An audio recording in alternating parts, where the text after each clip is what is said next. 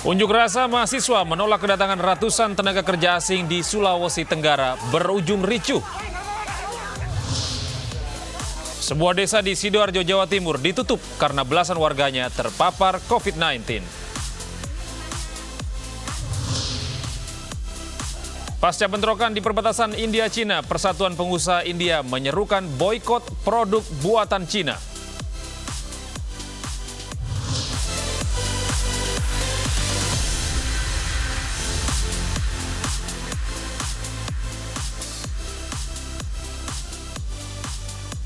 Selamat pagi pemirsa, kami hadir kembali dalam News Pagi melengkapi informasi Anda pada pagi hari ini. Selain 3 berita utama tadi, kami masih punya informasi penting dari dunia olahraga, yaitu sebuah klub golf di Amerika Serikat menyediakan layanan caddy robot untuk mencegah penyebaran COVID-19. Bersama saya Gede Satria, inilah News Pagi selengkapnya.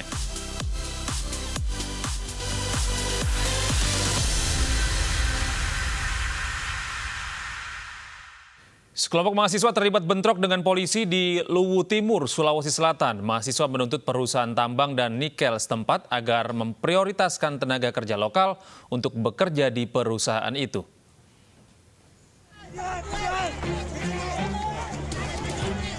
Bentrok antara mahasiswa dan polisi pecah di tengah aksi unjuk rasa di Kabupaten Luwu Timur, Sulawesi Selatan. Mahasiswa dan polisi berdebat serta saling dorong.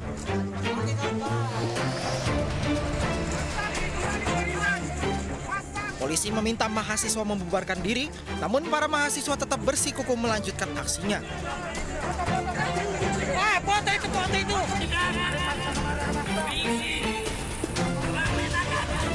Mahasiswa menuntut perusahaan tambang dan nikel memprioritaskan warga lokal sebagai tenaga kerja. Mahasiswa terus berorasi dan membakar ban. Di tengah aksi, sejumlah mahasiswa mencoba menghadang mobil perusahaan untuk dijadikan panggung orasi. Polisi pun mencegah tindakan mahasiswa ini.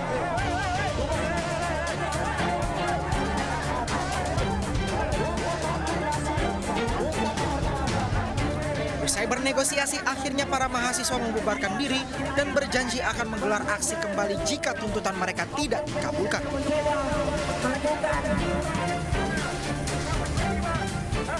Dari Luwu Timur, Sulawesi Selatan, Nasruddin, iNews melaporkan. Unjuk rasa mahasiswa di depan kantor Bupati Konawe, Sulawesi Tenggara juga berakhir ricuh. Mahasiswa menolak kedatangan 500 tenaga kerja asing di Sulawesi Tenggara.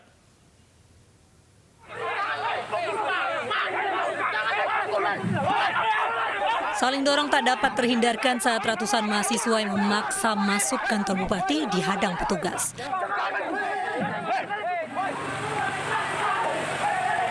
Aksi dorong-dorongan berlanjut hingga ke depan pintu ruangan Bupati Konawe.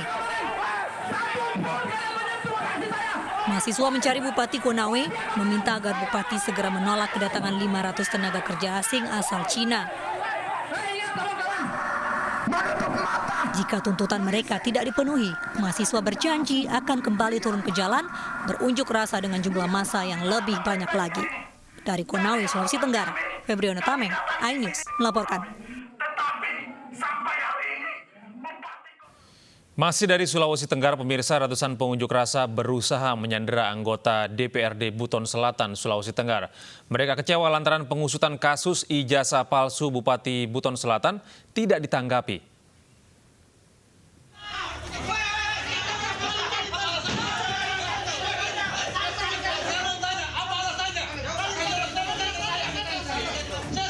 Anggota DPRD ini emosi saat menghadapi pengunjuk rasa yang mulai mengamuk di kantor DPRD Buton Selatan, Sulawesi Tenggara.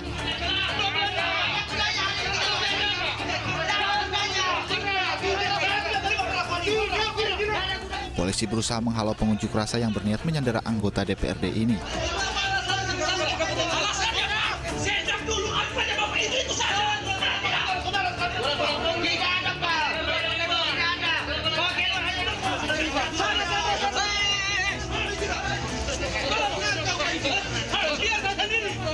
Kericuhan berlanjut di luar kantor DPRD.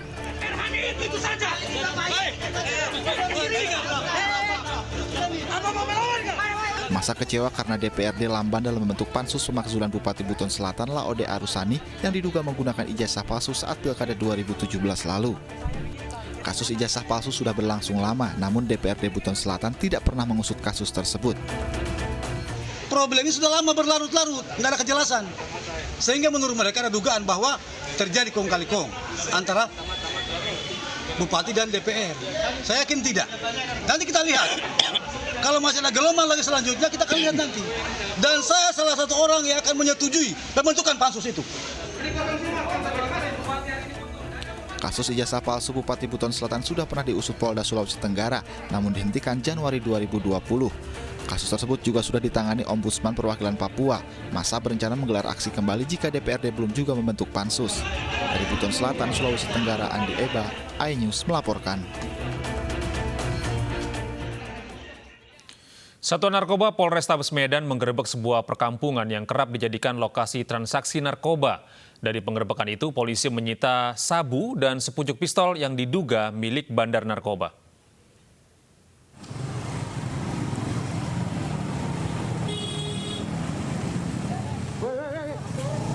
Jalan sempit di kawasan Multatuli, Medan menjadi sasaran penggerebekan Sat Narkoba Polrestabes Medan. Satu persatu warga yang dicurigai digeledah petugas.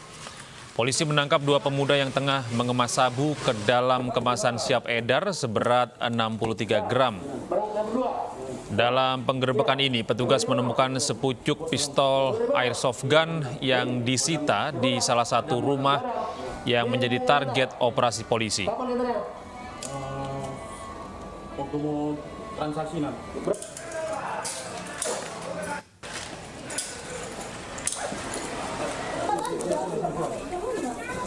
Udah geledah aja, jangan ramekan dulu ke dalam.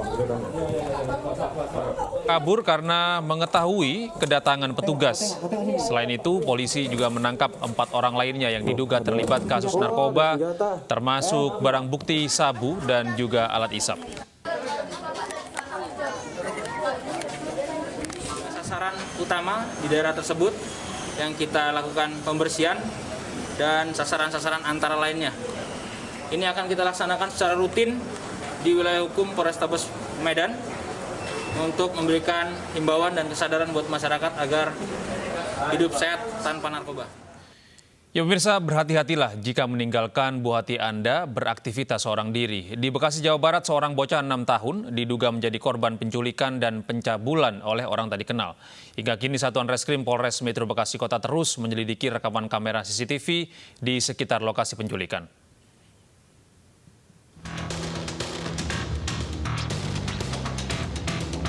Satuan Reskrim Polres Metro Bekasi Kota masih menyelidiki rekaman kamera CCTV dugaan penculikan dan pencabulan bocah 6 tahun warga Kayurungin Jaya, Bekasi, Jawa Barat yang terjadi 10 Juni lalu. Pelaku yang diperkirakan berusia 35 tahun ini sempat bolak-balik di lokasi sebelum membawa pergi korban dengan motor metik. Modus pelaku dengan mengiming-imingi korban dengan jajan di sebuah warung. Korban yang sempat dibawa selama 2 jam oleh pelaku diduga telah menjadi korban pencabulan. Dugaan ini menguat setelah orang tua korban memeriksakan anaknya ke dokter. Hasil pemeriksaan medis menyatakan kondisi alat vital korban mengalami kerusakan. Orang tua korban lantas mengkonsultasikan kasus ini ke Unit Perempuan dan Perlindungan Anak Polres Metro Bekasi Kota. Anak saya naik motor, di situ ada warung. Anak saya sempat berhenti di situ. Disuruh jajan karena anak saya hilangnya ya 2 jam lebih doang, tapi dari cerita anaknya sih yang mengarah ke pelecehan seksual. Terkait dari masalah psikis anak tersebut karena masih di bawah umur ya, jadi orang tuanya belum membuat laporan polisi. Namun tindakan kami dari pihak kepolisian khususnya PPA sudah melakukan tindakan mendatangi TKP dan juga melakukan pengembangan dengan adanya video ya CCTV yang kita dapat. Guna mengantisipasi hal serupa terulang kembali, polisi juga mengimbau warga agar tidak membiarkan anak yang masih di bawah umur untuk bepergian seorang diri. Dari Bekasi, Jawa Barat, Rahmat Hidayat, iNews melaporkan. Direktorat Reserse Kriminal Khusus Polda Metro Jaya menangkap mucikari wanita yang memasok anak di bawah umur kepada buronan FBI Ras Albert Medlin. Mucikari berinisial A ditangkap di tempat persembunyiannya di Lebak, Banten. Ya udah, kamu ikut dulu kita ke polsek terdekat ya. Nanti di polsek kita interogasi ya. Yang kamu di sini tinggal sama siapa? Mucikari A alias Mami salah satu tersangka penting dalam mengungkap jumlah anak perempuan yang menjadi korban pelaku pedofil Ras Albert Medlin. A kabur ke Banten sejak 2 hari lalu setelah melihat pemberitaan mengenai penangkapan Ras Medlin dan polisi menetapkannya sebagai buronan. A lalu dibawa ke Polda Metro Jaya untuk pemeriksaan intensif. Naik apa dia kemarin? Naik motor. Sama Itu ojek yang kemarin. Media bahwa ya bersangkutan memang jadi DPO Polda Metro Jaya, kemudian dia melarikan diri ke sana, sempat dilakukan profiling penyidik, memang berada di daerah Banten, di daerah Banjarsari sana. Kemudian pada saat dilakukan penangkapan dia sempat melarikan diri naik ke atas bukit, jadi sekitar dari kecamatan Banjarsari itu naik ke atas sekitar 4 jam. Ras Albert Medlin ditangkap beberapa hari lalu. Warga negara Amerika Serikat ini terjerat kasus pedofilia dan modus penipuan investasi saham Bitcoin.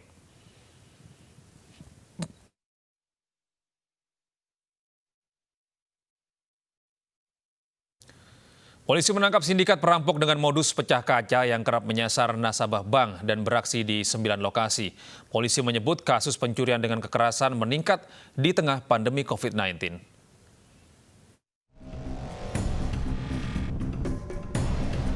Kapolda Metro Jaya Irjen Pol Nana Sujana menyebut di tengah pandemi COVID-19, kasus pencurian dengan kekerasan, pencurian dengan pemberatan, dan pencurian sepeda motor meningkat 6%. Pihaknya berhasil mengungkap sejumlah kasus, diantaranya menangkap tersangka perampokan dengan modus pecah kaca kendaraan di kawasan Depok, Jawa Barat. Para tersangka kerap menyasar nasabah bank dan telah beraksi di 9 lokasi. Nah, berdasarkan dari CCTV itulah kemudian kami kembangkan. Kami terus melakukan penyelidikan selama 1 bulan ya. 1 bulan akhirnya terungkaplah bahwa ini merupakan sindikat pelaku curas ataupun curat spesialis nasabah bank. Dan dari hasil pemeriksaan yang mereka akui ini ada 9 TKP. Ya, ada 9 TKP yaitu di wilayah selain di wilayah Depok juga di Tangerang. Baik Tangerang Kota maupun Tangerang Selatan. Jadi hasil pengembangan itu ada 9 TKP yang mereka lakukan. Sebelumnya perampokan dengan modus pecah kaca terjadi di kawasan Depok, Jawa Barat 3 Mei 2020. Pelaku nekat beraksi di siang hari di tengah jalanan yang ramai. Kawanan perampok memecahkan kaca mobil yang sedang berhenti dan mengambil tas berisi uang. Pengendara mobil mengejar pelaku dan berhasil merebut kembali tas berisi uang namun berhamburan. Sayangnya pelaku berhasil kabur setelah mengancam warga dengan senjata api. Tim Liputan iNews melaporkan.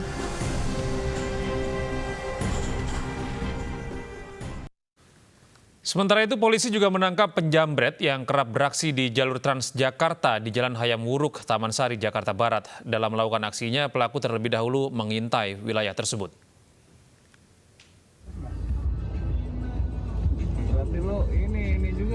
Dua pelaku jamret terhadap sopir mobil box di Jalan Hayam Wuruk, Jakarta yang sempat viral di media sosial beberapa waktu lalu ditangkap polisi.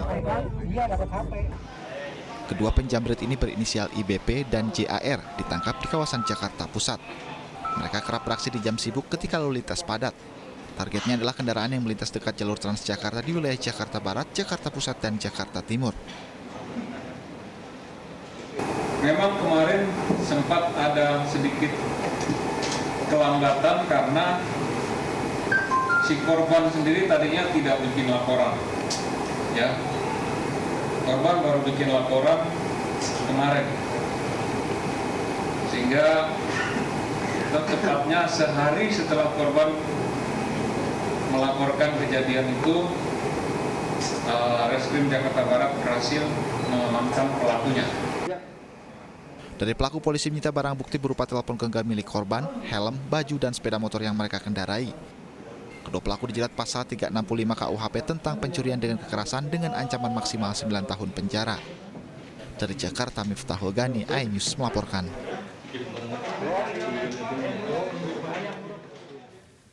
Dua aparatur sipil negara ditangkap saat sedang bermain judi di Kabupaten Pulang Pisau, Kalimantan Tengah. Kedua ASN yang memasuki masa jelang pensiun ini ditangkap bersama 3 orang lainnya.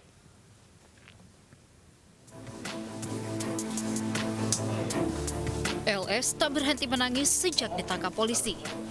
Ibu rumah tangga ini ditangkap karena terlibat praktek judi remi di rumahnya di Jalan Karuhei Tatau, Kahayan Hilir, Kabupaten Pulang Pisau, Kalimantan Tengah. LS ditangkap bersama 4 temannya. 2 diantaranya berstatus sebagai aparatur sipil negara. Kedua ASN, yakni DT 51 tahun dan IN 53 tahun, diketahui akan memasuki masa pensiun. Berbeda dengan 4 temannya yang tegar menghadapi kenyataan, LS justru tak berhenti menangis. Dari rumah LS, polisi menyita uang senilai Rp11.800.000 dan sejumlah kartu remi. Yang menginformasikan bahwa ada beberapa orang yang berkumpul di suatu rumah dengan di parkiran beberapa kendaraan. Maka dari itu kami mengadakan penyelidikan lebih lanjut dan kami temukan kejadian tindak pidana perjudian. 5 pelaku judi ini kini ditahan di Mapolres Pulang Pisau. Mereka terancam hukuman maksimal 4 tahun penjara. Dari Kabupaten Pulang Pisau, Kalimantan Tengah, Ade Sata, iNews melaporkan.